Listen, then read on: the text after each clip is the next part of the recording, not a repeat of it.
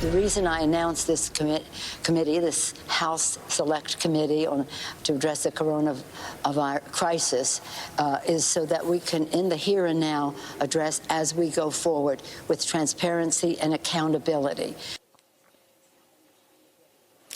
House Speaker Nancy Pelosi launching an oversight committee with subpoena power to oversee the Trump administration's response to COVID-19. Here its reaction is House Minority Leader Kevin McCarthy. He joins us from Capitol Hill.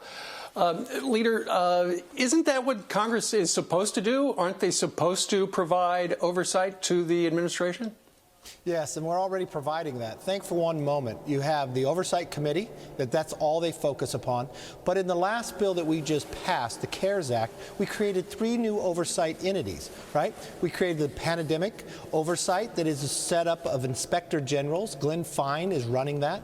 We created a special individual who will be appointed by the President, confirmed by the Senate. And then we actually created a congressional oversight that is appointed by all the leaders from Schumer to McConnell to Pelosi and myself. This is redundant, but what's most telling here is who she appointed. She didn't go with the Oversight Committee chair, her own. She appointed Clyburn. And remember what Clyburn said, her majority whip. He said this is a time to restructure into their vision, government. This isn't about oversight. It sounds like pure politics. Really, this speaker should be focused on what we need to deliver to the American public. Let's take care of the crisis at hand right now. We have 5 different oversights already looking at this, and this is what she comes up with. We need to implement the trillions of dollars that we just said that we passed. Let's get it to small business. Let's get people continuing to work. Let's make sure we get that $140 billion out to the hospitals who actually need it, our modern-day soldiers in the medical community. Yeah. You know, it sounds like there are a number of Democrats, including Speaker Pelosi, who's already talking about phase 4. We've just barely gotten phase 3 started right now. But when you listen to some of her agenda items regarding phase 4, it does sound like it's a lot of what the Democrats proposed in January. The only difference is now they've added some money for hospitals and community clinics, right?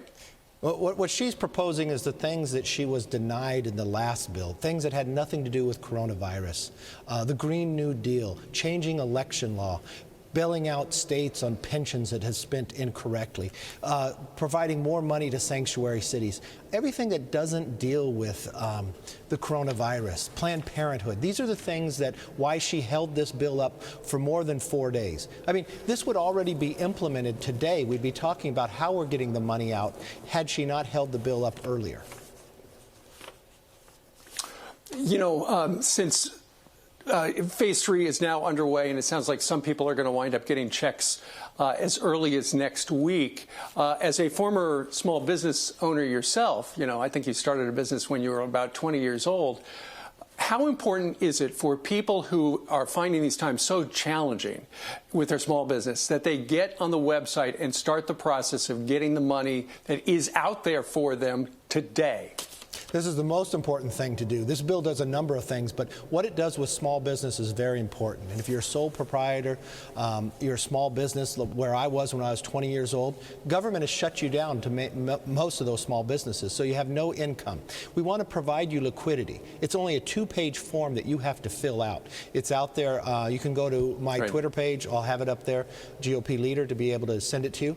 But what it will do is, if you pay your employees, you pay your rent, you pay your utilities, that's no longer a loan. A portion of that is a grant. We want to keep people working. We want to supply you the resource. If you're a larger business, we'll secure a loan, give you a retention tax credit to pay for half of your employees. Individuals will get a check directly to them if they're making $99,000 or less, and the hospitals get resources. That's what the CARES Act did, and that's what we should be focused on making sure we're implementing, instead of looking at some other bill or some other oversight, because we just instituted 3 new oversight committees to oversee this.